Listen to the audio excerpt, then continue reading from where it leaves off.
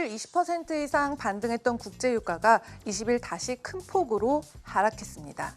코로나19 팬데믹의 직격탄을 맞은 데다가 사우디아라비아와 러시아의 감산 합의가 실패한 뒤에 가격 인하와 또 증산 계획을 밝히면서 석유 전쟁에 돌입했기 때문인데요. 5월 인더분 WTI 유가는 전날보다 9% 가까이 빠진 23.66달러에 마감을 했습니다. 또한 주간 단위로는 29% 급락을 하면서 1991년 1월 이후에 최대의 낙폭을 보였고요. 5월 브렌트유도 4% 가까이 하락한 27.38달러에 마감을 했습니다. 세계 각국의 금융기관이나 에너지 기업 또 관련 조직들은 2020년 원유 수요 전망에 나섰는데요. 먼저 라이스타드 에너지는 4월 글로벌 수요가 하루 1,100만 배럴 이상 하락할 수 있다고 주장한 반면에 에너지 트레이딩 업체인 트리프가라는 단기적으로 1,000만 배럴 이상의 수요 감소를 예상한다고 밝혔습니다. 또한 국제에너지기구는 2020년 원유 수요가 하루 73만 배럴 감소할 것이라고 예상하는 한편 JP모건 측에서는 75만 배럴 이상의 감소를 예상했습니다. 이러한 기관들의 수요 예상은 이전보다 이미 크게 하향된 상태인데요. 코로나19의 확산이 이어짐에 따라서 추가적인 변동을 보일 예정입니다.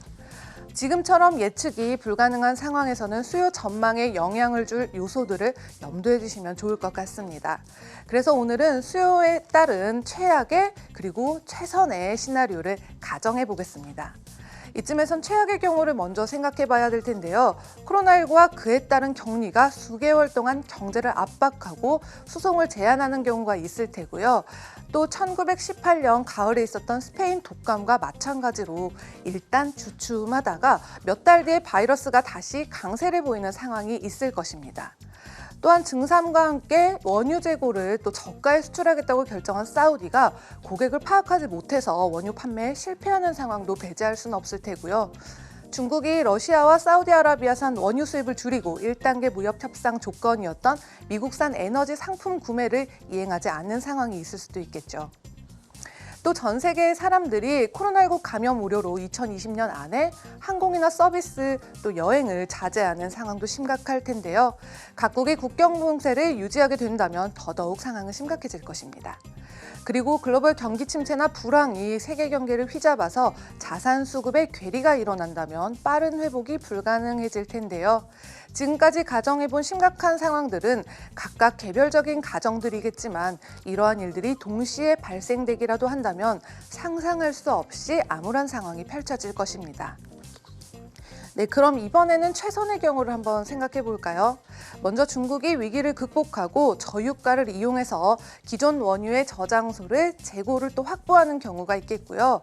다음 가정은 아람코가 저가에 공급하는 원유를 매수할 고객들을 이미 확보한 상태이거나 아니면 중국과 인도를 포함한 다양한 수입 국가들이 저가의 원유를 확보하기 위한 저장 시설을 새로 짓는 경우가 있겠죠. 또 미국이 저렴한 미국산 원유로 전략 비축률을 채우거나 아니면 코로나19가 북반구의 온화한 기후의 영향으로 가을쯤에는 잠잠해지면서 여행객들이 다시 저렴한 가격에 여행을 다니기 시작할 수도 있겠습니다. 또 미국과 중국 그리고 유럽을 포함한 각국이 충분한 자금이나 신용을 갖추고 경제를 활성화시킬 수 있는 부양책을 시행하는 경우가 있겠고요. 이번 침체기는 글로벌 경제의 또 펀더멘탈한 약점으로 인한 게 아니기 때문에 강하고 빠른 반등을 보일 것 같습니다. 지금까지 말씀드렸던 것 또한 각각의 사건들이지만 이렇게 언급했던 상황들 중에서 긍정적인 신호가 동시에 확인될 수도 있을 텐데요. 사실 3대 지수가 모두 연일 신고가를 경신했을 때만 해도 이렇게 팬데믹 상태가 일어날 줄은 아무도 몰랐겠죠.